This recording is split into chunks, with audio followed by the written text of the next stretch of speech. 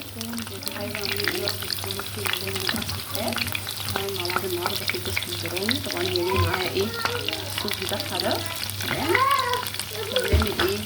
نحط بس ايه قرن صوص الرمل، نقلب بقى كويس مع بعض كده وايه ننزل بالصوص على طول. بسم الله الرحمن الرحيم. خلينا نبارك على سيدنا محمد وعلى اله وصحبه وسلم. طبعا اول ما تاخد اللون بتاعنا الجميل ده هنقوم بقى ايه، كنا مصفيين الكبده فاحنا هننزلها على طول. تمام. نقلبها بقى كده بالراحه، بس هي مش بتحب التقليب الكتير عموما يعني. لازم نقلبها كويس جدا بس ما نقلبهاش كتير في نفس الوقت. تمام. يعني اول ما تاخد صدمه كده اول ما نحطها على طول قلبناها على الناحيه الثانيه. ماشي. والزيت بقى لازم يكون كتير. فين اللي بتقلي بالظبط ايه؟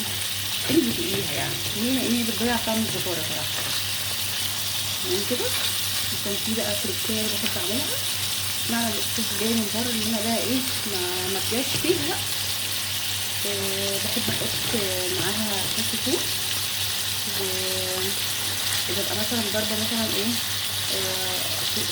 ربع قرن فلفل كده وفصين ثوم. بعد طبعا ايه ما بتشمع من فوق ومن تحت باجي حاطاها.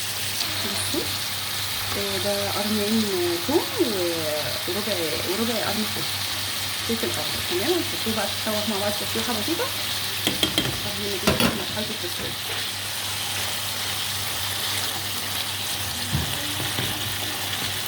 خلاص اصلا هي قربت تستوي، بس الحركه دي تديها لسه عالي جدا تخليها جميله ما شاء الله. شايفين؟ خلاص هي كده بقى استوت.